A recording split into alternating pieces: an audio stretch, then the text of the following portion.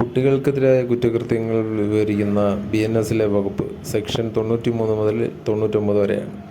ശരീരത്തിന് അപകടം സംഭവിക്കുന്നുവെന്ന തോന്നലിൽ ഉടലെടുക്കുമ്പോൾ തന്നെ സ്വയം പ്രതിരോധനാവകാശം തുടങ്ങുന്നുവെന്ന് വ്യക്തമാക്കിയിട്ടുള്ളത് BNSലെ section 40ആണ്.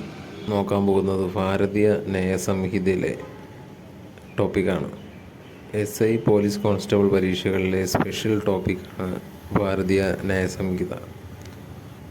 Offence against woman and child 63 to 99 വകുപ്പുകളാണ് നോക്കുന്നത്.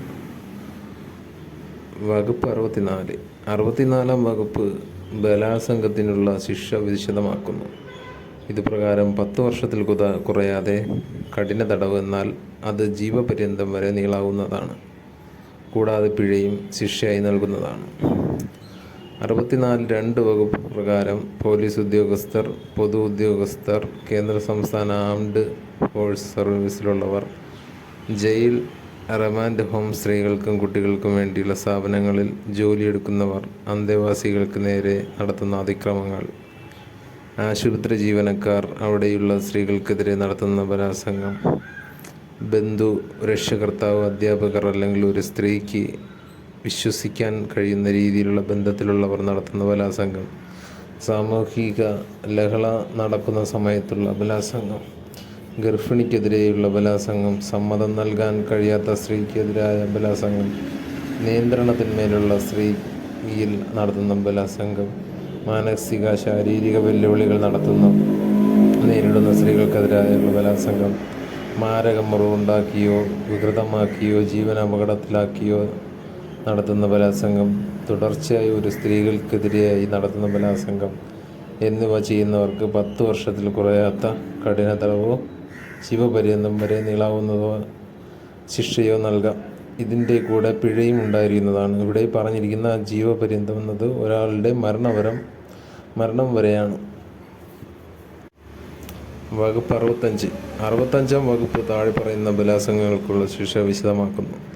65(1) 16 വയസ്സിന് താഴെയുള്ള കുട്ടിയെ ബലാത്സംഗം ചെയ്യാൻ 20 വർഷത്തിൽ കുറയാതെ എന്നാൽ ജീവപര്യന്തം വരെ നീളുന്നതായ കഠിന തടവും പിഴയുമാണ് ശിക്ഷ. ഇവിടെ ജീവപര്യന്തം എന്നത് കുറ്റവാളിയുടെ ജീവിത അവസാനം വരെയാണ്. പിഴ സ്ത്രീയുടെ ചികിത്സാ ചെലവുകൾക്കും റീഹാബിലിറ്റേഷനും മതിയായതായിരിക്കണം. പിഴ സ്ത്രീക്ക് നൽകേണ്ടതാണ്. 65(2) 12 വയസ്സിന് താഴെയുള്ള സ്ത്രീയെ ബലാത്സംഗം ചെയ്താലും ഇതേ ശിക്ഷയാണ് ലഭിക്കുക. വകുപ്പ് 66 വകുപ്പ് ബലാത്സംഗത്തിൻ്റെ ഫലമായി ഒരു സ്ത്രീക്ക് മരണം സംഭവിക്കുകയോ അവർ വെജിറ്റേറ്റീവ് സ്റ്റേറ്റിലേക്ക് എത്തിപ്പെടുകയോ ആണെങ്കിൽ 20 വർഷത്തിൽ കുറയാത്തതും ജീവപര്യന്തം വരെ നീളാവുന്നതും ആയ കഠിന തടവോ വധശിക്ഷയോ നൽകുന്നു. വകുപ്പ് 67 വകുപ്പിൽ പറഞ്ഞിരിക്കുന്നതനുസരിച്ച് ഒരു കോടതി ഉത്തരവിന്മേലോ മറ്റോ പിരിഞ്ഞു താമസിക്കുന്ന സമയത്ത് ഭർത്താവ് സ്വന്തം ഭാര്യയുമായി അവരുടെ സമ്മതമില്ലാതെ ലൈംഗിക ബന്ധം പുലർത്തുന്നത് കുറ്റകരമാണെന്ന് പറയുന്നു. ഇതിന് 2 വർഷത്തിൽ കുറയാത്തതും 7 വർഷം വരെ നീളാവുന്നതുമായ തടവും പിഴയും ആണ് ശിക്ഷ.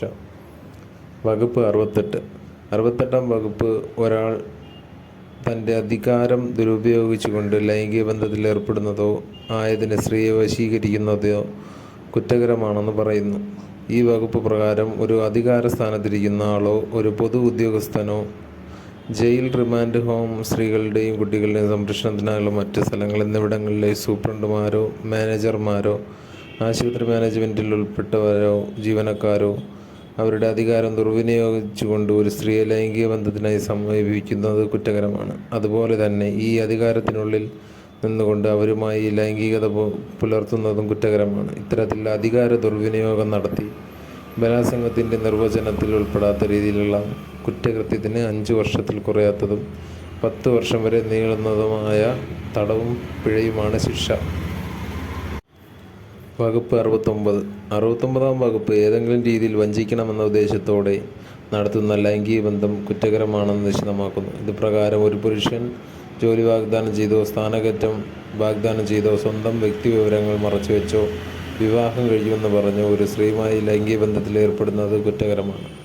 ഇവിടെ വാഗ്ദാനങ്ങൾ പാലിക്കണമെന്ന ഉദ്ദേശം ഇല്ലായിരിക്കാം. ഇത്തരത്തിൽ ലൈംഗിക ബന്ധം ബലാത്സംഗത്തിൻ്റെ പരിധിയിൽ ഉൾപ്പെടുന്നില്ല. ഈ കുറ്റത്തിന് 10 വർഷം വരെ നീളാവുന്ന തടവും പിഴയുമാണ് ശിക്ഷ. വകുപ്പ് 70 കൂട്ടബലാത്സംഗം. ഒന്നോ അതിൽ കൂടുതൽ ആളുകളോ ചേർന്ന് ബലാത്സംഗം ചെയ്യുന്നതിനെ കൂട്ടബലാത്സംഗം എന്ന് വിളിക്കുന്നു. ഇവിടെ ഇതിലുൾപ്പെട്ട എല്ലാവർക്കും പൊതുവായി ബലാത്സംഗം ചെയ്യണമെന്ന ഉദ്ദേശം ഉണ്ടായിരിക്കണം. ഇതിന് 20 വർഷത്തിൽ കുറയാത്തതും എന്നാൽ ജീവപര്യന്തം വരെ നീളാവുന്നതുമായ കഠിന തടവും പിഴയുമാണ് ശിക്ഷ. വകുപ്പ് 69(2) വകുപ്പ് പ്രകാരം 18 വയസ്സിന് താഴെയുള്ള പെൺകുട്ടിയാണ് കൂട്ടബലാത്സംഗത്തിന് ഇരയാകുന്നതെങ്കിൽ ജീവപര്യന്തം വരെ നീളുന്ന കഠിന തടവും പിഴയുമാണ് ശിക്ഷ. മേൽപ്പറഞ്ഞ ജീവപര്യന്തം എന്നത് കുറ്റവാളിയുടെ മരണം വരെയുള്ള തടവാണ്.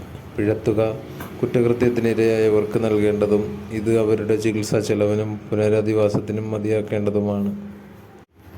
വകുപ്പ് 71 ഭാരതീയ ന്യായ സംഹിതയുടെ 71-ാം വകുപ്പ് പ്രകാരം വകുപ്പ് 64, 65, 66, 70 എന്നീ വകുപ്പുകളിൽ പറഞ്ഞിരിക്കുന്ന കുറ്റകൃത്യങ്ങൾ ആവർത്തി ചെയ്താലുള്ള ശിക്ഷയെക്കുറിച്ച് വിവരിക്കുന്നു. ഇത് പ്രകാരം മരണം വരെ തടവോ വധശിക്ഷയോ ലഭിച്ചേക്കാവുന്നതാണ്. വകുപ്പ് 72 ഈ വകുപ്പിനനുസരിച്ച് വകുപ്പ് 64, 65, 66, 67, 68, 69, 70, 71 എന്നീ വകുപ്പുകളിൽ വിവരിച്ചിട്ടുള്ള കുറ്റകൃത്യങ്ങൾക്ക് ഇരയാകുന്നവരുടെ പേരുവിവരങ്ങൾ പ്രസിദ്ധീകരിക്കുന്നതോ പുറത്തുവിടുന്നതോ കുറ്റകൃത്യമാകുന്നു. ഇതിന് 2 വർഷം വരെ നീളാവുന്ന തടവും പിഴയും ശിക്ഷയായി ലഭിക്കുന്നതാണ്. എന്നാൽ 72(2) വകുപ്പ് അനുസരിച്ച് താഴെ കൊടുത്തിട്ടുള്ള സാഹചര്യങ്ങളിൽ പേരുവിവരങ്ങൾ പ്രസിദ്ധപ്പെടുത്തുന്നതിന് ശിക്ഷയില്ല. അന്വേഷണ ഉദ്യോഗസ്ഥൻ്റെ എഴുതപ്പെട്ടിട്ടുള്ള ഉത്തരവനുസരിച്ച് കേസന്വേഷണത്തിനായുള്ള ഉത്തമ വിശ്വാസത്തിൻ്റെ അടിസ്ഥാനത്തിലോ ഇരയുടെ എഴുതപ്പെട്ട അനുമതി പ്രകാരമോ മരണപ്പെട്ട ബുദ്ധിഭ്രമമുള്ളതോ ആയ ഇര, കുട്ടി എന്നിവരുടെ കാര്യത്തിൽ അടുത്ത ബന്ധു നൽകുന്ന എഴുതപ്പെട്ട അനുമതി പ്രകാരമോ പേരുവിവരങ്ങൾ വെളിപ്പെടുത്താം. ഇതിൽ അടുത്ത ബന്ധുക്കൾ നൽകുന്ന അനുമതി ഏതെങ്കിലും അംഗീകൃത സ്ഥാപനത്തിൻ്റെ മേധാവിക്കായിരിക്കാം. ഇത് സംസ്ഥാന സർക്കാരിൻ്റെയോ കേന്ദ്ര സർക്കാരിൻ്റെയോ കീഴിൽ പ്രവർത്തിക്കുന്ന സാമൂഹ്യ സേവന സംഘടനകളായിരിക്കണം. വകുപ്പ് 73 വകുപ്പ് കോടതി നടപടികൾ മുൻകൂർ അനുമതിയില്ലാതെ പ്രസിദ്ധീകരിക്കുന്നത് കുറ്റകരമാണെന്ന് വിശദമാക്കുന്നു.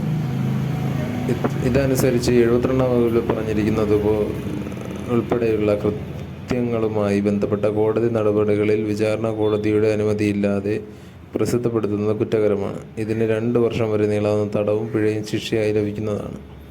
ഇവിടെ സുപ്രീം കോടതി, ഹൈക്കോടതി എന്നിവയുടെ ഉത്തരവുകൾ പ്രസിദ്ധീകരിക്കുന്നത് ഈ വകുപ്പിൻ പരിധിയിൽ വരുന്നില്ല. പ്രതീക്ഷിക്കുന്ന ചോദ്യങ്ങളാണ് പറയുന്നത്. കുട്ടികൾക്കെതിരായ കുറ്റകൃത്യങ്ങൾ വിവരിക്കുന്ന BNS-ലെ വകുപ്പ് സെക്ഷൻ 93 മുതൽ 99 വരെയാണ്.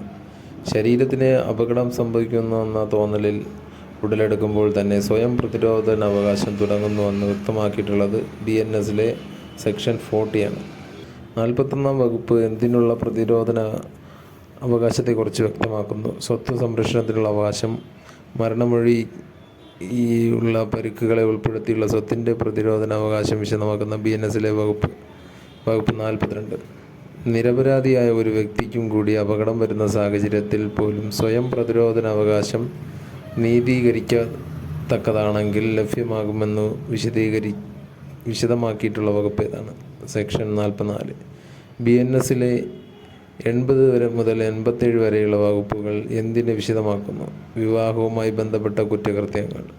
BNS-ലെ 63-ാം വകുപ്പ് എന്തിനെ നിർവചിക്കുന്നു? ബലാത്സംഗം. മെഡിക്കൽ നടപടികൾ ബലാത്സംഗത്തിൻ്റെ നിർവചനത്തിൽ വരുന്നില്ലെന്ന് വിശദമാക്കിയ വകുപ്പ് 63. 63-ാം വകുപ്പ് പ്രകാരം സമ്മതം എന്നത് ഒരു സ്ത്രീ സ്വമേധ നൽകുന്നതായിരിക്കണം.